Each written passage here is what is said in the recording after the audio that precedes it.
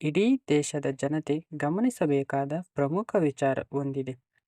ಕಳೆದ 10 ವರ್ಷಗಳಿಂದ ನಮ್ಮಲ್ಲಿ ಜನಗಣತಿಯೇ ನಡೆದಿಲ್ಲ ಎನ್ನುವುದು ನಿಮಗೆ ತಿಳಿದಿದೆಯೇ? ಕೊನೆಯ ಬಾರಿಗೆ 2011ರಲ್ಲಿ ಸೆನ್ಸಸ್ ಮಾಡಲಾಗಿತ್ತು. ಆದರೆ ಈಗ ಕೇಂದ್ರ ಸರ್ಕಾರವು ಮತ್ತೆ ಜನಗಣತಿ ಪ್ರಕ್ರಿಯೆಯನ್ನು ಆರಂಭಿಸುತ್ತಿದೆ. ವಿಶೇಷವೇನೆಂದರೆ ಈ ಸಲದ ಸಮೀಕ್ಷೆಯಲ್ಲಿ ಅಧಿಕಾರಿಗಳು ನಿಮ್ಮ ಮನೆಗೆ ಬಂದು ಒಟ್ಟು 33 ಪ್ರಶ್ನೆಗಳನ್ನು ಕೇಳಲಿದ್ದಾರೆ. ಅಂದರೆ ದೇಶದಲ್ಲಿ 2026ರ ಜನಗಣತಿ ಕಾರ್ಯ ಈಗ ಶುರುವಾಗುತ್ತಿದೆ. ಈ ಜನಗಣತಿಯಲ್ಲಿ ದೇಶದ ಪ್ರತಿಯೊಬ್ಬ ನಾಗರಿಕರೂ ಕೂಡ ಭಾಗವಹಿಸುವುದು ಕಡ್ಡಾಯ.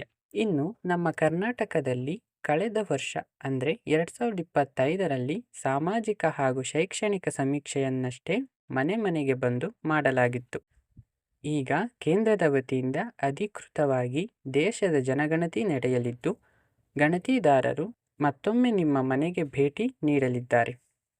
ಹಾಗಾದರೆ ಅವರು ಬಂದಾಗ ನಿಮಗೇನು ಕೇಳುತ್ತಾರೆ? ಈ ಸಮೀಕ್ಷೆಯಲ್ಲಿ ಯಾವೆಲ್ಲ ಅಂಶಗಳು ಇರಲಿವೆ? ಇದರ ಸಂಪೂರ್ಣ ಮಾಹಿತಿಯೊಂದಿಗೆ ಈ ಗಣತಿಯಿಂದ ಜನಸಾಮಾನ್ಯರಿಗೆ ಸಿಗುವ ಪ್ರಯೋಜನಗಳೇನು ಎಂಬುದನ್ನು ತಿಳಿಯಲು ಈ ವಿಡಿಯೋವನ್ನು ಕೊನೆವರೆಗೂ ನೋಡಿ ಹಾಗೂ ಈ ವಿಡಿಯೋಗೆ ಒಂದು ಲೈಕ್ ಮಾಡಿ. ಭಾರತದಲ್ಲಿ ಜನಗಣತಿ ಶುರುವಾಗುತ್ತಿರುವಾಗ ಯಾವೆಲ್ಲ ಪ್ರಶ್ನೆ ಎದುರಾಗಬಹುದು ಎಂಬ ಕುತೂಹಲ ನಿಮಗಿರಬಹುದು. ಕೇಂದ್ರ ಸರ್ಕಾರವು ಗಣತಿದಾರರು ಕೇಳಲಿರುವ ಎಲ್ಲ 33 ಪ್ರಶ್ನೆಗಳ ಪಟ್ಟಿಯನ್ನು ಹೊರಹಾಕಿದೆ. ಗೃಹ ಸಚಿವಾಲಯದ ಹೊಸ ಮಾರ್ಗಸೂಚಿಯ ಪ್ರಕಾರ ಈ ಬಾರಿ ಬರೀ ಸದಸ್ಯರ ಸಂಖ್ಯೆ ಮಾತ್ರವಲ್ಲದೆ ನಿಮ್ಮಲ್ಲಿರುವ ವಾಹನಗಳು, ನೀವು ಬಳಸುವ ಆಹಾರ ಧಾನ್ಯಗಳು, ನೀವು ಇಂಟರ್ನೆಟ್ ಸೌಲಭ್ಯ ಹೊಂದಿದ್ದೀರಾ ಎಂಬ ಬಗ್ಗೆಯೂ ಮಾಹಿತಿ ಪಡೆಯಲಾಗುತ್ತದೆ. ಕೇವಲ ಮನೆಮಂದಿಯ ವಿವರ ಅಷ್ಟೇ ಅಲ್ಲದೆ ನಿಮ್ಮ ಜೀವನ ಶೈಲಿ ಮತ್ತು ನೀವು ಪಡೆಯುತ್ತಿರುವ ಸೌಲಭ್ಯಗಳ ಸಂಪೂರ್ಣ ವಿವರಗಳನ್ನು ಸಹ ದಾಖಲಿಸುತ್ತದೆ. ಇದು ನಿಮ್ಮ ಮನೆಯ ಚಾವಣಿ ಮತ್ತು ಗೋಡೆಗಳನ್ನು ಯಾವ ವಸ್ತುಗಳಿಂದ ಮಾಡಲಾಗಿದೆ, ಕುಡಿಯುವ ನೀರು ಮತ್ತು ಶೌಚಾಲಯದ ಸೌಕರ್ಯಗಳಿವೆಯೇ ಎಂಬ 16 ವಿವರಗಳನ್ನು ಒಳಗೊಂಡಿರಲಿದೆ. ಈ ಅಧಿಸೂಚನೆಯಲ್ಲಿ ತಿಳಿಸಿರುವಂತೆ ನಿಮ್ಮ ಮೊಬೈಲ್ ಸಂಖ್ಯೆಯನ್ನು ಕೇವಲ ಗಣತಿಗೆ ಸಂಬಂಧಿಸಿದ ಮಾಹಿತಿಗಾಗಿ ಮಾತ್ರ ಪಡೆದುಕೊಳ್ಳಲಾಗುತ್ತದೆ. ಇನ್ನು ನಿಮಗಾಗಿ ಕಾಯುತ್ತಿರುವ ಆ ಪ್ರಶ್ನೆಗಳ ಪಟ್ಟಿ ಇಲ್ಲಿದೆ. ಮೊದಲನೆಯದಾಗಿ ಕಟ್ಟಡ ಸಂಖ್ಯೆ, ಪುರಸಭೆ ಅಥವಾ ಸ್ಥಳೀಯ ಪ್ರಾಧಿಕಾರ ಅಥವಾ ಜನಗಣತಿ ಸಂಖ್ಯೆ.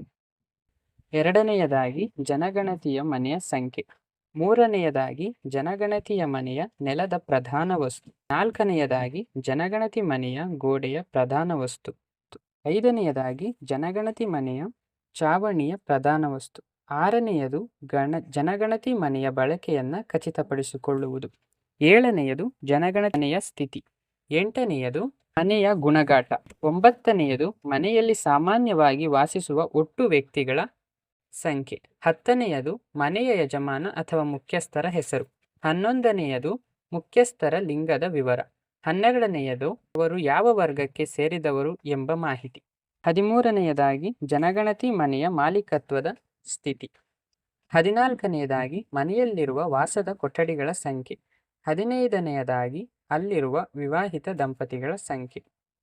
16ನೆಯದಾಗಿ ನೀವು ಬಳಸುವ ಕುಡಿಯುವ ನೀರಿನ ಮೂಲ ಯಾವುದು. 17ನೆಯದು ಕುಡಿಯುವ ನೀರಿನ ಮೂಲದ ಲಭ್ಯತೆ.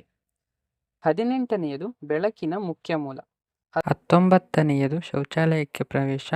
20ನೆಯದು ಶೌಚಾಲಯದ ಪ್ರಕಾರ. 21ನೆಯದು ತ್ಯಾಜ್ಯ ನೀರಿನ ಹೊರಹರಿವು. 22ನೆಯದು ಸ್ನಾನದ ಸೌಲಭ್ಯದ ಲಭ್ಯತೆ.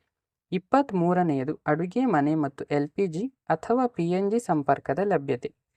24ನೆಯದು ಅಡುಗೆಗೆ ಬಳಸುವ ಪ್ರಮುಖ ಇಂಧನ ಯಾವುದು. 25ನೆಯದಾಗಿ ರೇಡಿಯೋ ಇದೆಯೇ ಎಂಬ ಮಾಹಿತಿ. 26ನೆಯದು TV ಇದೆಯಾ ಎಂಬ ಮಾಹಿತಿ. 27ನೆಯದಾಗಿ ಇಂಟರ್ನೆಟ್ ಬಳಸುತ್ತೀರಿ. 28ನೆಯದಾಗಿ ಕಂಪ್ಯೂಟರ್ ಅಥವಾ ಲ್ಯಾಪ್ಟಾಪ್ ಇದೆಯೇ. 29ನೆಯದಾಗಿ ನಿಮ್ಮಲ್ಲಿರುವ ಫೋನ್ ಅಥವಾ ಸ್ಮಾರ್ಟ್ಫೋನ್ ಬಗ್ಗೆ ವಿವರ. 30ನೆಯದಾಗಿ ಸೈಕಲ್ ಅಥವಾ ಬೈಕ್ ಹೊಂದಿದ್ದೀರಾ. 31ನೆಯದಾಗಿ ಕಾರ್ ಅಥವಾ ವ್ಯಾನ್ನಂತಹ ವಾಹನಗಳಿವೆಯೇ. ಅಂತಿಮವಾಗಿ 33ನೆಯ ಪ್ರಶ್ನೆಯಾಗಿ ನಿಮ್ಮ ಮೊಬೈಲ್ ಸಂಖ್ಯೆಯನ್ನು ಕೇಳಲಾಗುತ್ತದೆ. ಇದು ಕೇವಲ ಕೇಂದ್ರ ಸರ್ಕಾರದ ಅಧಿಕೃತ ಅಪ್ಡೇಟ್ಸ್ಗಳಿಗಾಗಿ ಮಾತ್ರ. ಇದರಲ್ಲಿ ಕಟ್ಟಡದ ವಿವರದಿಂದ ಹಿಡಿದು ಮನೆಯಲ್ಲಿರುವ ಗ್ಯಾಜೆಟ್ಗಳವರೆಗೆ 33 ಪ್ರಮುಖ ಅಂಶಗಳನ್ನು ಪಟ್ಟಿ ಮಾಡಲಾಗಿದೆ.